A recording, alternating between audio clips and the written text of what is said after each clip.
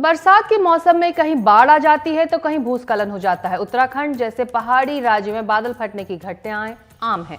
जहां बादल फटते हैं वहां सबसे ज्यादा नुकसान होता है। आखिर पहाड़ों पर बादल क्यों फटते हैं, देखिए हमारी ये ग्राउंड रिपोर्ट।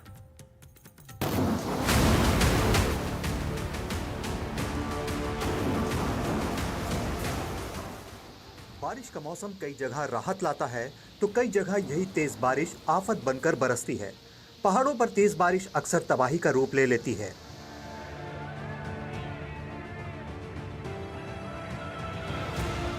उत्तराखंड में इस साल भी भूस्खलन और बादल के फटने ने आम लोगों, तीर्थयात्रियों और पर्यटकों की मुश्किल बढ़ाई है।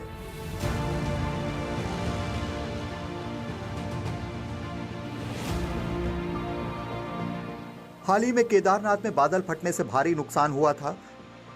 बादल फटने से केदारनाथ यात्रा रूट पर 30 मीटर की सड़क मंदाकिनी नदी में समा गई थी। केदारनाथ यात्रा भी रोकनी पड़ी थी। लेकिन आखिर पहाड़ों पर बादल क्यों फट जाता है? आप देखिए कि शिवालिक से उठ करके लेसर हिमालय की चट्टानें ऊपर उठ गई, 1920 से 2000 मीटर तक पहुंच गई मसूरी। तो जितने भी क्लाउड्स आएंगे नीचे से वो यहाँ पे आके ट्रैप होंगे। तो ये भी एक कारण होता है। और अगर और हायर एलिवेशन में जाएंगे तो एमसीटी के बाद जैसे जोशीमठ है, सुंदरढूंगा है, या ये वाला इलाका है आपका प्रताप नगर, ये हाइट्स जो है इनको कवर करती हैं। और इन हाइट्स की वजह से जो क्लाउड से ट्रैप होते हैं और यहाँ पे हैवी डिस्चार्ज होता है। सवाल ये भी है कि आखिर बादल कैसे फटता है और पहाड़ों पर ही अक्सर ऐसा क्यों होता है?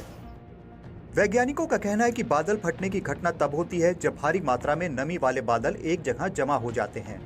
इससे पानी की बूंदें आपस में मिल जाती हैं। बूंदों के भार से बादलों की डेंसिटी यानी घनत्व बढ़ जाता है। इससे अचानक तेज बारिश शुरू हो जाती है। सामान्य तौर पर धरती की सतह से 12 से 15 किलोमीटर ऊंचाई पर बादल फटने की घटना होती है। वैज्ञानिकों का कहना है कि उत्तराखंड में बादल फटने की वजह यहाँ की भौगोलिक स्थिति है।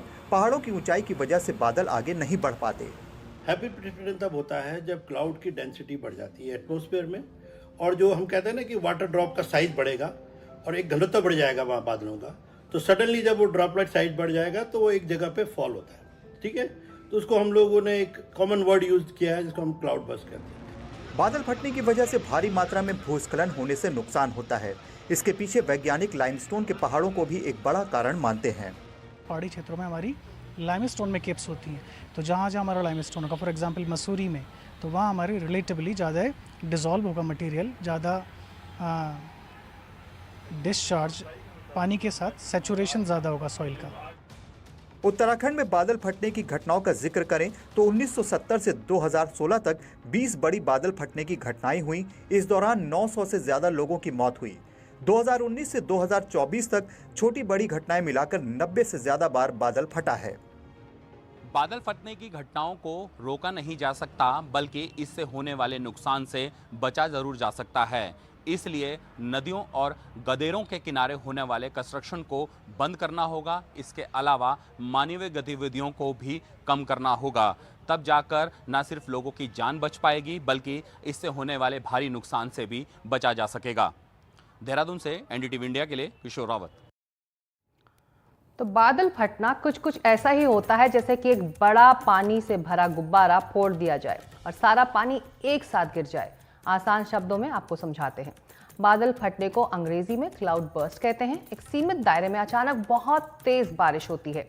आईएमडी के मुताबिक इसमें एक जगह पर एक घंटे में 100 मिलीमीटर तक बारिश हो जाती है। बादल फटने से फ्लैश फ्लड्स भी आ जाते हैं।